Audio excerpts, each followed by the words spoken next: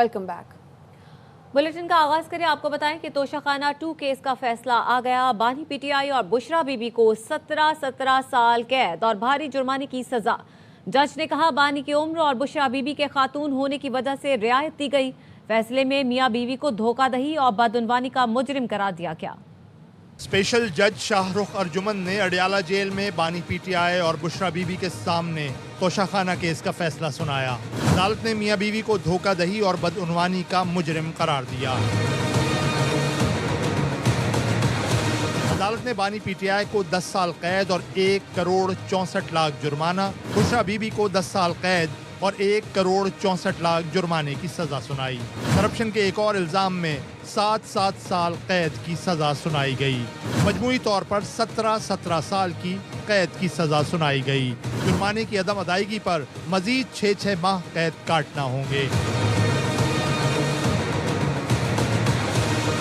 जज ने फैसले में लिखा कि बानी पीटीआई के उम्र रसीदा और बुशरा बीबी के खातून होने की वजह से नरमी बरती गई। फैसले में कहा गया बानी पीटीआई और बुशरा बीबी ने मिली भगत से अपने ओहदे का गलत इस्तेमाल किया। बल्गारी ज्वेलरी सेट की कीमत जानबूझकर कम लगवाई। बल्गारी कंपनी की मालूमात के मुताबिक ज्वेलरी सेट की असल कीमत 7 करोड़ रुपए से जायद थी।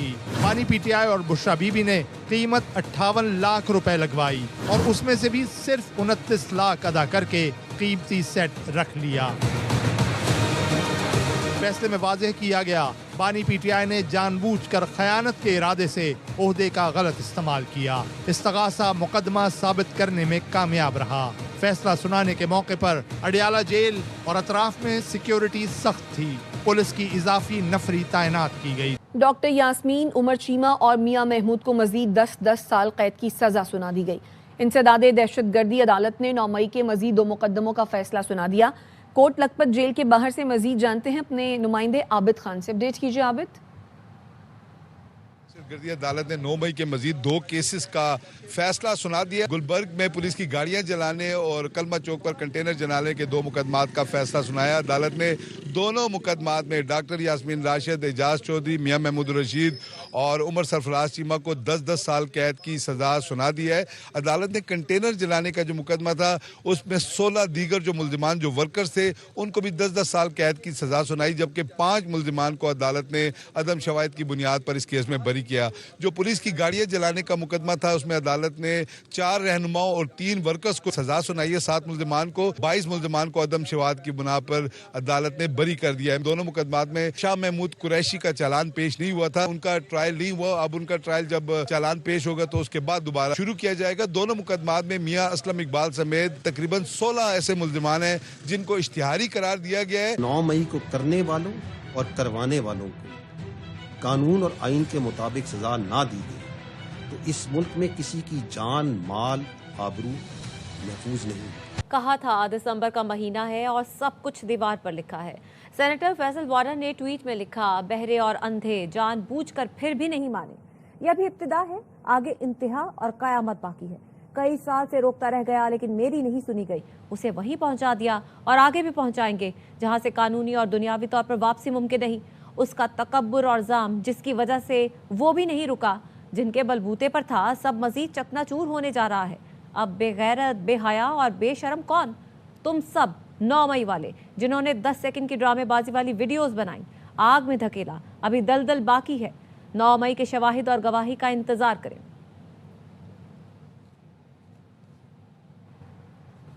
वापस आएंगे इस ब्रेक के बाद, हमारे साथ ब्रेक के बाद खुशामदीद। वजीर मुमलिकत बराए दाखिला तलाल चौधरी कहते हैं बानी पीटीआई ने जो बोया आज वो काट रहे हैं। उन्हें और बुशरा बीबी को सजा आइन और कानून के मुताबिक हुई। वो बच्चों के जरिए हमदर्दी कार्ड ना खेलें। बानी के बच्चे जब अप्लाई करेंगे उन्हें फौरी वीजा दे दिया जाएगा। ये तो नया कोई शादी हुई हो, आप अपने दामाद को घड़ी दें, अगर वो घड़ी बेच दे तो लोग कहते दा हाल कोई नहीं। तो ये तो मुल्क की सरबराही थी। तो सियासी ड्रामाबाजी करने की कोशिश की है। सियासी कहने से केस में आप बेगुनाह नहीं होते। पॉपुलर है या सियासी है, कहना बेगुनाही के लिए काफी नहीं है। दर्दी कार्ड ना खेलें। सेहत पर, उनकी जिंदगी पर या उनके बच्चों के मामले पर उनके बच्चे जिस दिन अप्लाई करेंगे उसी वक्त उन्हें वीजा जारी करेंगे। बानी और उनकी अहलिया बेगुनाह हैं, उन्होंने कोई जुर्म नहीं किया। वजीर आला KP सुहेल आफरीदी कहते हैं सियासी जमातों को सियासी जमात ही रहना चाहिए, किसी का आला कार नहीं बनना चाहिए। बाइसा गौहर ने कहा बुशरा बीबी को आज सजा दी गई, उनका तो तोशा खाना से दूर दूर तक ताल्लुक नहीं था। बुशरा बीबी को बानी पर प्रेशर डालने के लिए सजा हुई।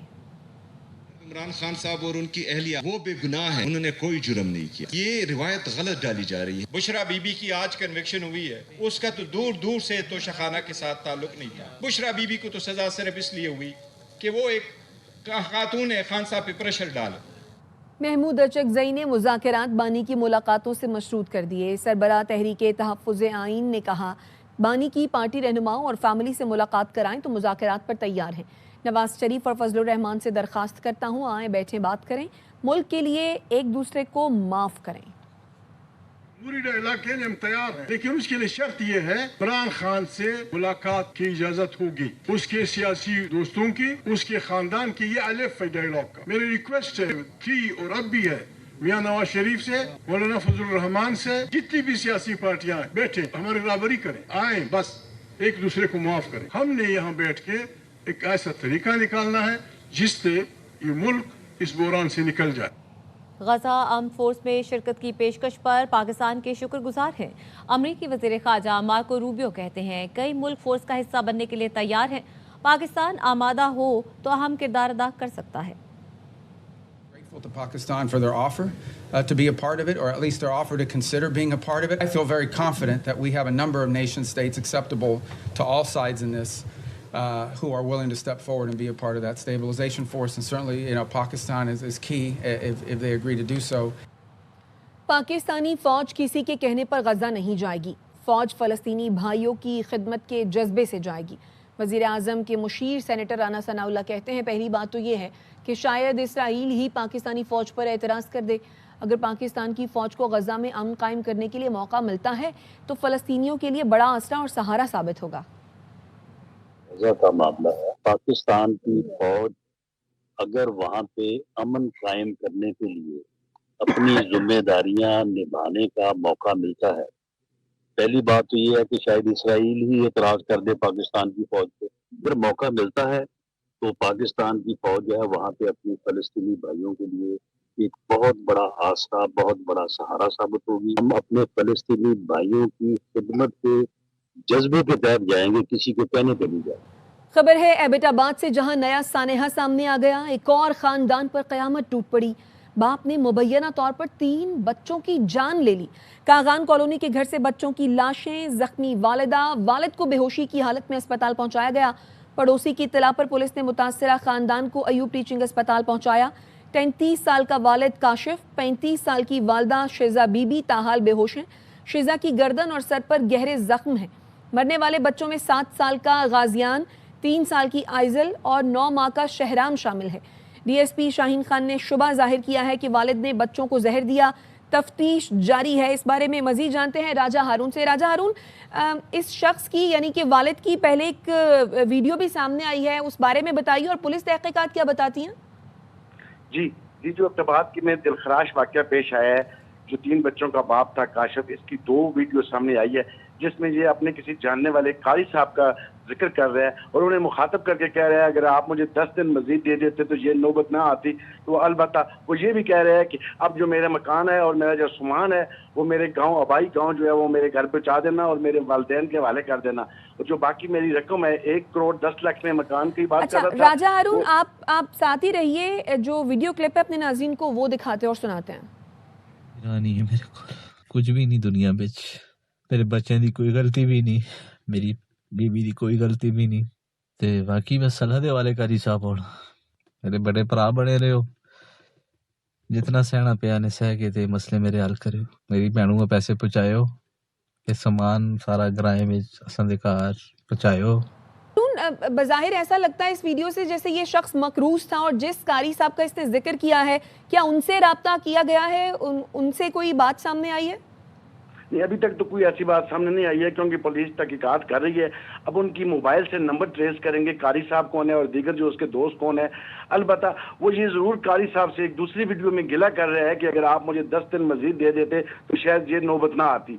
और दूसरी तरफ इसकी जो कजन है कि अदालत खान, उसने ये बताया कि आज दिन को इसने मुझे फोन किया और सिर्फ ये कहा है कि मैं आपका आखिरी आवाज सुनना चाहता हूँ। तो बाद में मेरे बेटों ने बताया है कि इसने एक स्टेटस लगाया है और अभी तक इसका फिर मोबाइल पे रब्ता करने की कोशिश की, रब्ता नहीं हो पाया। जी, तो इसकी अपनी हालत कैसी है?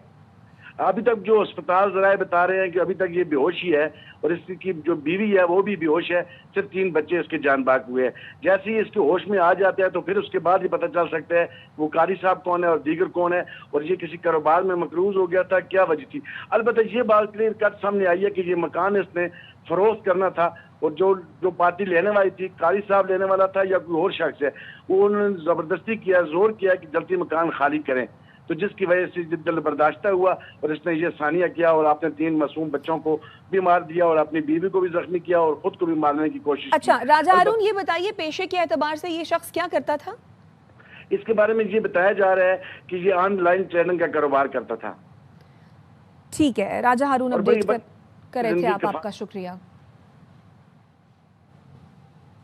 मुल्तान से भी NCCIA हौलनाक स्कैंडल बेनकाब, मुबैना तशद्दुद, लूट मार और ब्लैकमेलिंग के इंकशाफात।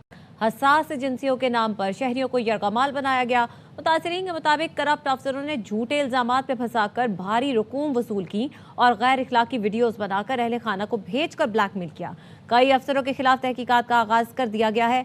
मारूफ यूट्यूबर रकी भाई ने भी कई माह कैद रहने के बाद ऐसे ही इल्जाम आयद किए थे। यासिर शेख की रिपोर्ट।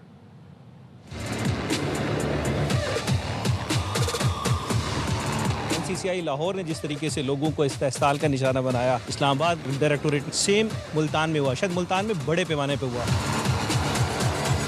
30 लाख रुपया मेरी फैमिली से मुझे जुडिशियल करने का लिया। मतलब NCCI ऑफिसर्स ने मुझे जेल भेजने के भी मेरी फैमिली से पैसे लिए।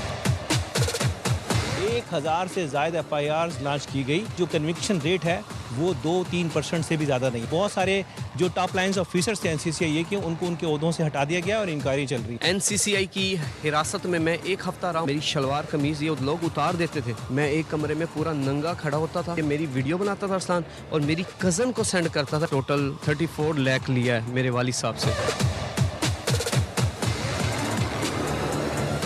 30 लाख रुपया सर मुझसे लिया है। हमें ये डराते रहे कि आपको ISI ने उठा लिया। 4 लाख रुपया दिया मेरे पापा ने। उन्होंने बहुत डराया कि ये बहुत लंबे जाएंगे। MI वाले कह रहे हैं कि हम इन्हें नहीं छोड़ते। दस्त इदारे जिनका नाम इस्तेमाल करके ये सारे का सारा प्लान किया जाता था, वही इदारे अब हरकत में हैं। और वो इस वक्त की अगर ताज़ा तरीन सूरत हाल मुल्तान NCCI की बताता चलूँ तो इस वक्त जो पूरी जो टॉप लाइन्स थी वो टॉप लाइन्स जो है अपने ओहदों से हटा दी गई है। उनके खिलाफ बाकायदा जो एंटी करप्शन डिपार्टमेंट है, FIA डिपार्टमेंट है, दीगर जो एजेंसीज हैं वो काम कर रही हैं और विक्टिम्स को मंजर आम पे लाने का सिलसिला शुरू हो चुका है। आपको बताएं कि वजीर दिफा ख्वाजा आसिफ ने भारत में होने वाले मुबाहिसे की वीडियो शेयर कर दी है। वजीर दिफा ने नाम निहाद भारत लिबरल्स का मुनाफिकाना चेहरा बेनकाब किया। ख्वाजा आसिफ कहते हैं हकायक दलाइल से जवाब दिया जाए तो इनके पास शोर के सिवा कुछ नहीं रहता। लिबरल्स हिंदुत्व के जेर तसल्लुत भारत में वजूद को जायज साबित करने की कोशिश कर रहे हैं। भारत में ऐसे नाम निहाद लिबरल्स को लोग किराए पर रिहाइश तक देने को तैयार नहीं। सर आपकी बात आ गई। आप ये कह रहे हैं कि लोग डिसाइड करेंगे क्या सही है क्या गलत है। यही गलत है, यही है मेजॉरिटी डिसाइड करेगी क्या सही है क्या गलत है। अरे भाई बिल्कुल। मेजॉरिटी अगर ये कहे कि नाजी जिस तरह मेजॉरिटी थी कि जेनोसाइड करना सही, आप जस्टिफाई करेंगे? उस वक्त आपका ये उसके बाद क्लोजिंग। हाँ, उस वक्त प्लेनेट पे जो लोग थे उनमें कितने लोग हिटलर को सही समझते? अच्छा, प्लेनेट की मेजॉरिटी तय करेगी, सोसाइटी की नहीं। प्लेनेट की मेजॉरिटी गॉड के एग्जिस्टेंस को सही मानती है, आप क्यों नहीं मानते? पाकिस्तान के बेशतर अजला में मौसम सरमा की पहली बारिश, मौसम खुशगवार हो गया, ठंड बढ़ गई। अख्तर गुलफाम की रिपोर्ट। आपको बताएं कि चमन में बलूचिस्तान के बेशतर अजला में मौसम सरमा की पहली बारिश हुई, मौसम खुशगवार हो गया और ठंड बढ़ गई। अख्तर गुलफाम की रिपोर्ट। शुमाली बलूचिस्तान के मुख्तलिफ अजला में मौसम सरमा की पहली बारिश का सिलसिला वक्फे से जारी है। बारिश से मौसम में खुशगवार तब्दीली के साथ ठंड बढ़ गई है। एक साल बाद चमन शहर में अच्छी बारिश हो रही है, अल्लाह का लाख लाख शुक्र है। बारिश बहुत दिन से नहीं हो रही है, अभी हो रही है तो बहुत मजा आ गया। अल्लाह पाक का ढेर बहुत मेहरबानी है, शुक्र है। एक साल बाद बारिश हो गया चमन शहर में। ये बारिश होने से काफी बीमारियां जो है खत्म हो जाती है। शहरियों की जानिब से मौसम सरमा की पहली बारिश पर इत्मीनान का इजहार किया गया। आलिया बारिशों से सुबह में तवील खुशहाली के खात्मे का इम्कान जाहिर किया गया है। बारिश से सर्दी की शिद्दत में इजाफा हो गया। कैमरामैन अयातुल्लाह के साथ अख्तुल फाम, ARY न्यूज, चमन। न्यूज बुलेटिन से फिलहाल इतना ही।